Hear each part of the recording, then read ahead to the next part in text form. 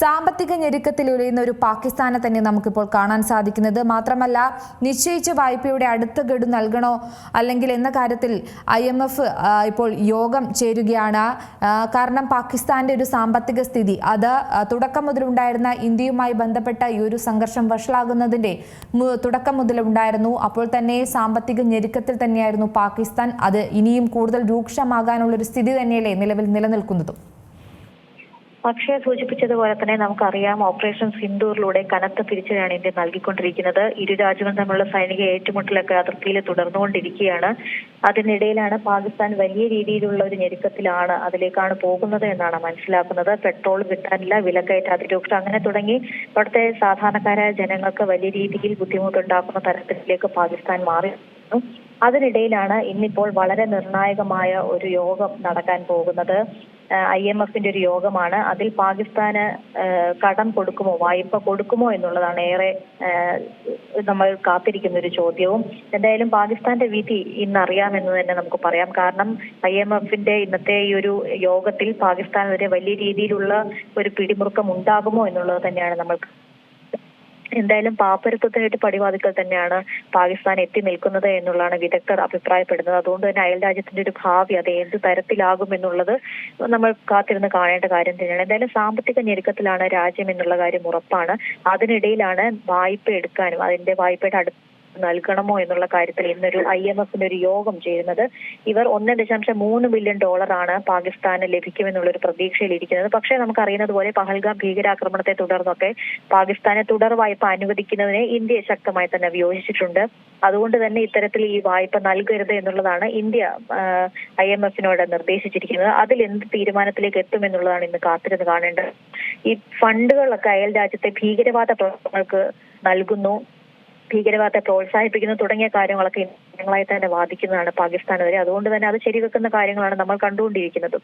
അതുകൊണ്ട് തന്നെ ഇത്തരത്തിലുള്ള വലിയ സാമ്പത്തിക സഹായം നൽകുന്നത് ഇന്ത്യ അടക്കമുള്ള രാജ്യത്തിന് വലിയ ഭീഷണിയാകുമെന്ന് ഉറപ്പാണ്. അതുകൊണ്ട് തന്നെ ഇത്തരത്തിലുള്ള ഫണ്ടുകൾ നൽകരുത് എന്നുള്ള കാര്യം തന്നെയാണ് ഇന്ത്യ ആവശ്യപ്പെട്ടിരിക്കുന്നത്. പാകിസ്ഥാന് നൽകിയ ഫണ്ടുകളും വായ്പകളും പുനഃപരിശോധിക്കണമെന്നും ഇന്ത്യ ആവശ്യപ്പെട്ടിട്ടുണ്ട് എന്നാണ് മനസ്സിലാക്കുന്നത്. എന്തായാലും നമുക്കറിയുന്ന പോലെ ലഷ്കർ ഇ തോയ്ബ, ജെയ്ഷെ മുഹമ്മദ് പോലുള്ള വലിയ ഭീകര സംഘടനകളെല്ലാം ഈ പാകിസ്ഥാന്റെ ഒരു തണലിലാണ് വളർന്നുകൊണ്ടിരിക്കുന്നത്. പാകിസ്ഥാന്റെ ഫണ്ടുകൾ ഉപയോഗിച്ചാണ് ഇത്തരക്കാരെല്ലാം മുന്നോട്ട് പോകുന്നത് എന്നുള്ള കാര്യമൊക്കെ നമുക്കറിയാം. അതുകൊണ്ട് തന്നെ ഈ ഒരു ഘട്ടത്തിൽ ഈ IMF ഇത്തരത്തിലുള്ള ഒരു വായ്പ നൽകുന്നതിലൂടെ ഈ രാജ്യത്ത് മുഴുവനായ ഒരു ഭീഷണി നിലനിൽക്കുന്നുണ്ട് എന്നുള്ളതാണ് ഇന്ത്യ അടക്കമുള്ള രാജ്യങ്ങൾ എന്തായാലും പറഞ്ഞിരിക്കുന്നത്. എന്തായാലും കഴിഞ്ഞ വർഷം പാകിസ്ഥാന് $7 ബില്യൺ ബെയിൽ ഔട്ട് പാക്കേജ് ആയിരുന്നു IMF നൽകിയിരുന്നത്. പിന്നീട് മാർച്ചിൽ അത് വീണ്ടും $1.3 ബില്യൺ കൂടി വായ്പ കൊടുത്തിരുന്നു. $350 ബില്യൺ മാത്രം ശേഷിയുള്ള ഒരു പാകിസ്ഥാന് സമ്പദ് വ്യവസ്ഥയെ സംബന്ധിച്ച് ഇത്രയും വലിയൊരു ഫണ്ട് നൽകുന്നു എന്നുള്ളത് വളരെ അതിശയോക്തിയായിട്ടുള്ള ഒരു കാര്യം തന്നെയാണ്. അതുകൊണ്ട് തന്നെ ഏത് തരത്തിലാകും ഇന്നത്തെ ഈ മീറ്റിംഗിൽ ഇത്രത്തോളം വായ്പ നൽകുമോ എന്നുള്ളത് തന്നെയാണ് കാത്തിരുന്ന് കാണേണ്ട കാര്യവും. എന്തായാലും വിദഗ്ധർ പറയുന്ന അനുസരിച്ചാണെങ്കിൽ ആയുധബലം ഉള്ള ഒരു രാജ്യം തന്നെയാണ്. പക്ഷെ ഇപ്പോഴത്തെ ഒരു സാഹചര്യത്തിൽ പാകിസ്ഥാൻ വളരെ ദയനീയാവസ്ഥയിലൂടെ പോയിക്കൊണ്ടിരിക്കുകയാണ്. പരമാവധി ഇനി കുറച്ച് ദിവസം കൂടി മാത്രമേ ഇത്തരത്തിൽ പിടിച്ചു നിൽക്കാൻ കഴിയുകയുള്ളൂ എന്ന് തുടങ്ങിയ കാര്യങ്ങളൊക്കെയാണ് പ്രതിരോധ വിദഗ്ധർ പറയുന്നതെങ്കിൽ പോലും ഈ സാമ്പത്തികം ലഭിക്കുന്നതിലൂടെ വീണ്ടും ഈ യുദ്ധം സുരക്ഷിതമാകാനുള്ള ഒരു സാധ്യതയാണ് കാണുന്നത്. അതുകൊണ്ട് തന്നെ ഇന്ത്യ ഇത്തരത്തിലുള്ള ഒരു നിർദ്ദേശം IMFന് നൽകുകയായിരുന്നു. ഇത്തരത്തിൽ ഒരു സഹായം ഈ അവസ്ഥയിൽ ഈ ഒരു സാഹചര്യത്തിൽ നൽകരുത് എന്നുള്ളതാണ് പറഞ്ഞിരുന്നത്. അതിൽ ഇന്ന് എന്താകും തീരുമാനം എന്നുള്ളത് തന്നെയാണ് നമ്മൾ എല്ലാവരും കാത്തിരിക്കുന്നത്. എന്തായാലും $131 ബില്യൺ വിദേശ കടം. IMFന്റെ സഹായത്തിലാണ് രാജ്യം ഇപ്പോഴും മുന്നോട്ട് പോകുന്നത് എന്നുള്ള കാര്യം നമുക്കറിയുന്നതാണ്. അടുത്ത 5 മാസത്തേക്കുള്ള സഹായം കൂടിയാണ് ഇപ്പോൾ പാകിസ്ഥാൻ ചോദിച്ചിരിക്കുന്നത് IMFനോട്. ആ ഒരു സാഹചര്യത്തിൽ തന്നെയാണ് ഈ ഇന്ത്യക്ക് ഇത്രത്തോളം ഒരു പ്രകോപനം, ഇന്ത്യയിലേക്ക് വലിയ രീതിയിലുള്ള പ്രക്ഷോഭം അല്ലെങ്കിൽ ഇന്ത്യയിലേക്ക് വലിയ രീതിയിലുള്ള ശക്തമായ നടപടികളിലേക്ക് പാകിസ്ഥാൻ പോകുന്നു. ഈ ഒരു സാഹചര്യത്തിൽ IMF ഇത്തരത്തിലുള്ള കടം നൽകരുത് എന്നുള്ള കാര്യം തന്നെയാണ് ഇന്ത്യ നൽകിയിരിക്കുന്ന സൂചനയും. എന്തായാലും ഇന്ന് അതിലൊരു തീരുമാനം ഉണ്ടാകുമെന്ന് തന്നെയാണ് നമ്മൾ മനസ്സിലാക്കുന്നത്. ഇപ്പൊ സമയത്ത് തന്നെ യോഗം ചേരുന്നുണ്ട്. എന്തൊക്കെ കാര്യങ്ങൾ പാകിസ്ഥാൻ ഇനിയും കൂടുതൽ കടം നൽകണോ തുടങ്ങിയ കാര്യങ്ങളൊക്കെ വരും സമയങ്ങൾ മാത്രമേ നമുക്ക് അറിയാൻ കഴിയുകയുള്ളൂ.